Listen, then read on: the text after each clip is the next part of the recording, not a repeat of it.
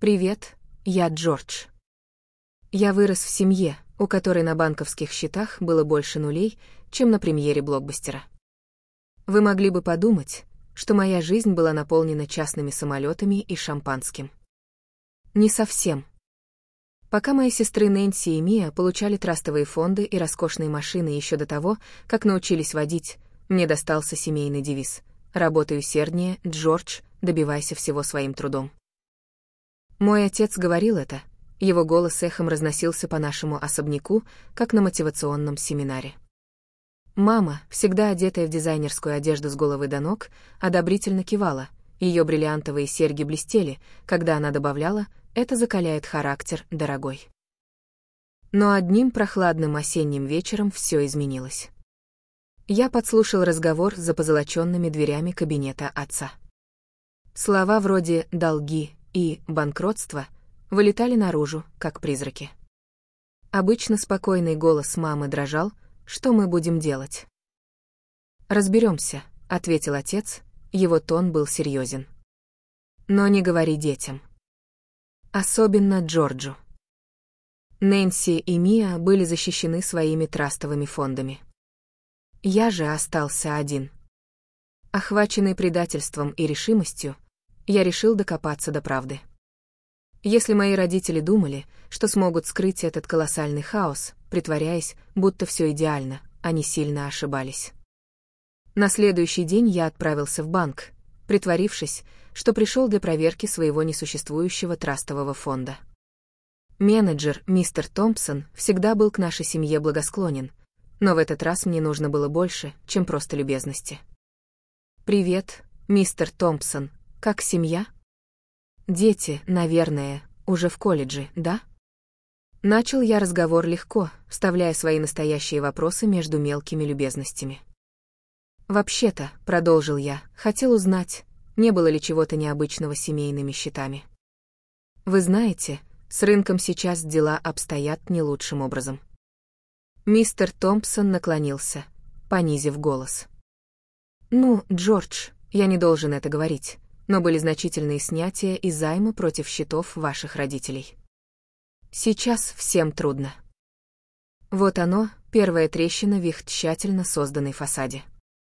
Позже я подслушал напряженный телефонный разговор мамы с кем-то, кто явно не был ее другом. Нам нужно все консолидировать. Если это всплывет раньше времени, нас разрушат. Ее обычно грациозный голос был разбит паникой. За ужином комедия продолжалась. Нэнси хвасталась очередной роскошной покупкой, а Мия планировала очередную поездку за границу. «Должно быть здорово», — пробормотал я себе под нос. «Что ты сказал, Джордж?» Нэнси подняла глаза, вилка застыла на полпути ко рту. «Ничего», — ответил я с натянутой улыбкой. «Просто рад, что у всех все так хорошо.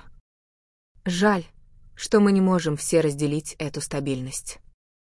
Мои родители обменялись быстрыми взглядами. «Джордж, мы гордимся твоей независимостью», — сказал отец, его голос был твердым, но пустым.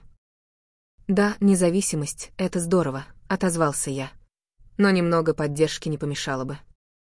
Я держал свои карты при себе, но игра уже началась, и я не собирался проигрывать. Семейное собрание стало идеальной ареной для моего разоблачения. Комната была наполнена смехом, звоном бокалов и поверхностной радостью. Во время тоста я воспользовался моментом. «За семью», — начал я, мой голос был уверенным. «За те узы, что нас связывают, и за правду, что нас определяет». Все подняли бокалы, но я не закончил. И за горькую правду. Например, за то, что, пока кто-то из нас получает все преимущества, другие стоят на тонущем корабле. Тишина. Мамино лицо побледнело. «Джордж, о чем ты говоришь?» — спросила она дрожащим голосом. «О долгах, мама. О тех долгах, которые вы с папой скрываете. О тех, что угрожают всему, что вы построили». Нэнси и Мия ахнули, глядя то на меня, то на родителей. Их замешательство сменилось паникой. Отец встал, его голос гремел. «Джордж, ты перешел черту. Это не время и не место. Но это правда, не так ли?» Я настаивал, доставая документы из своего пиджака. Вот банковские выписки. Вы брали займы под ваши активы, набирая долги, чтобы поддерживать иллюзию. Нэнси выхватила бумаги у меня из рук, ее глаза пробегали по цифрам.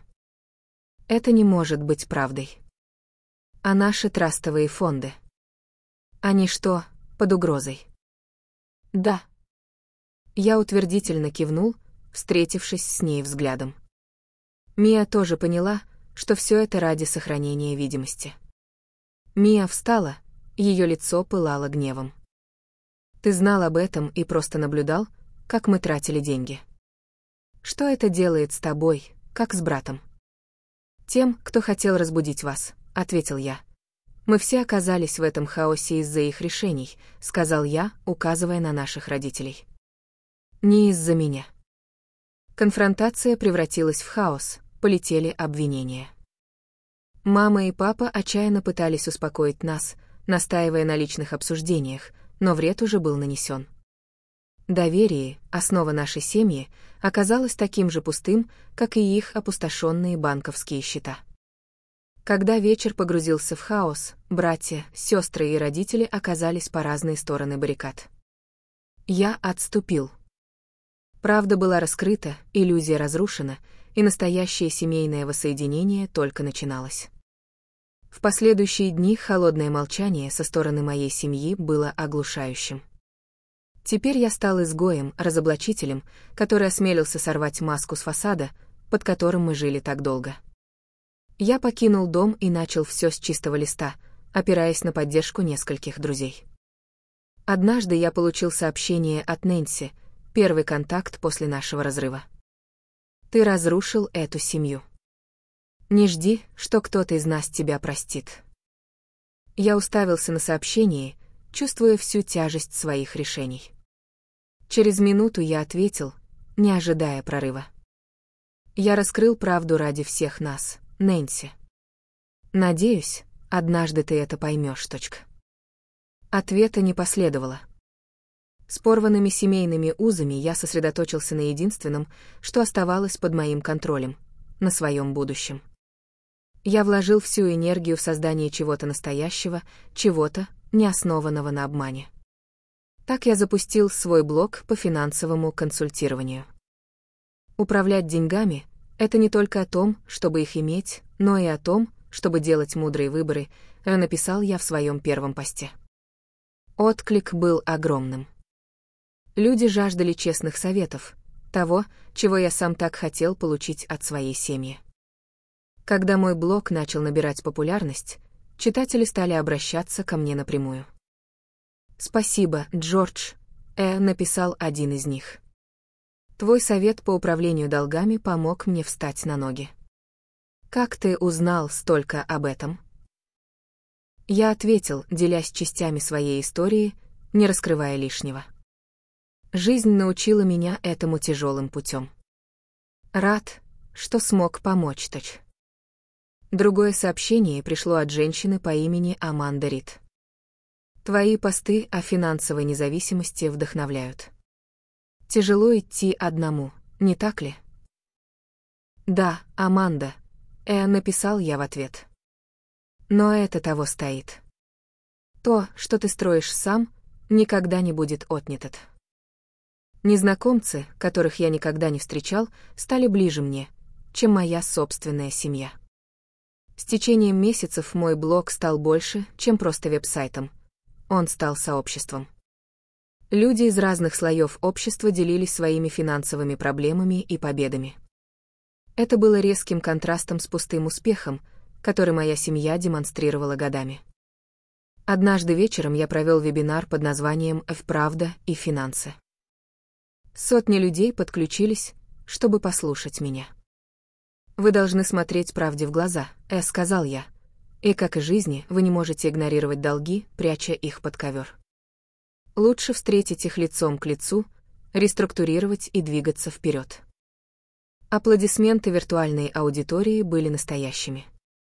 Это было искреннее признание и уважение, то, чего за деньги не купишь. Несмотря на напряжение с семьей, мои усилия и честность оправдались. Живя вдали от их богатства и влияния, я не просто выжил, я процветал. Однажды утром я читал финансовые новости за чашкой кофе, когда заголовки обрушились на меня, словно цунами. Известная бизнес-семья сталкивается с банкротством, активы конфискованы. Мои родители, некогда столпы общества, стали символами плохого управления и скрытых долгов. Последствия легли не только на их плечи. Трастовые фонды Нэнси и Мии испарились, как утренний туман. Мой телефон не умолкал от уведомлений читателей блога. Один комментарий от девушки по имени Джена привлек мое внимание. «Джордж, видела новости о твоей семье. Как ты держишься?» Я набрал свой ответ. «Спасибо за беспокойство, Джена. Это сложно, но это укрепляет все, за что я выступаю: прозрачность, ответственность и стабильность в финансах». По мере роста моего блога росла и моя репутация как голоса разума среди финансового хаоса. Приглашения выступать на конференциях и участвовать в финансовых подкастах стали новой нормой. Мое послание было простым: честность важнее богатства. Во время одного из подкастов в прямом эфире ведущий задал мне вопрос.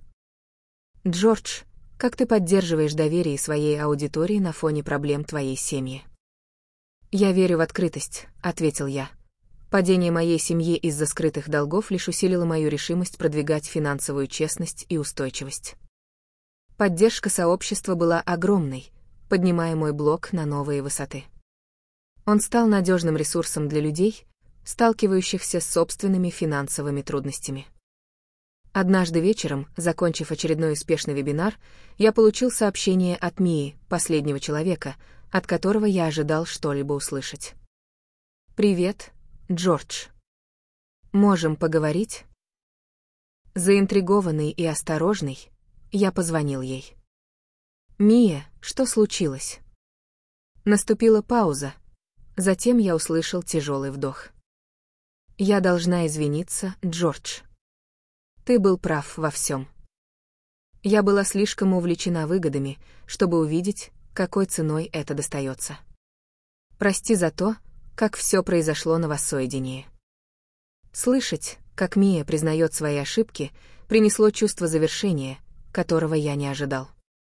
«Спасибо, Мия. Очень важно слышать это от тебя. Нам всем было нелегко». «Да, это так. Может, ты поможешь мне разобраться с моими финансами. Мне многому нужно научиться, а ты, похоже, все понял. Буду рад помочь, Мия». «Давай начнем шаг за шагом», — сказал я, улыбаясь, несмотря на старые обиды.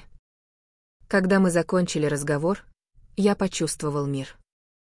Хотя семейные узы, возможно, никогда не станут такими, как раньше, этот маленький шаг с Мией намекал на будущее, где прощение не только возможно, но и может стать основой для восстановления.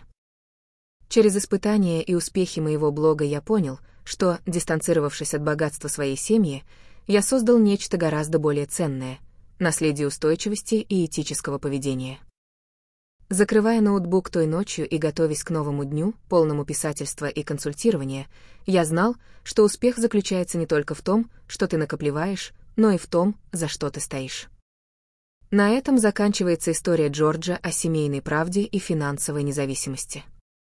А как вы считаете, оправдано ли раскрытие семейных тайн ради общего блага? Или семейная лояльность должна стоять на первом месте, несмотря ни на что?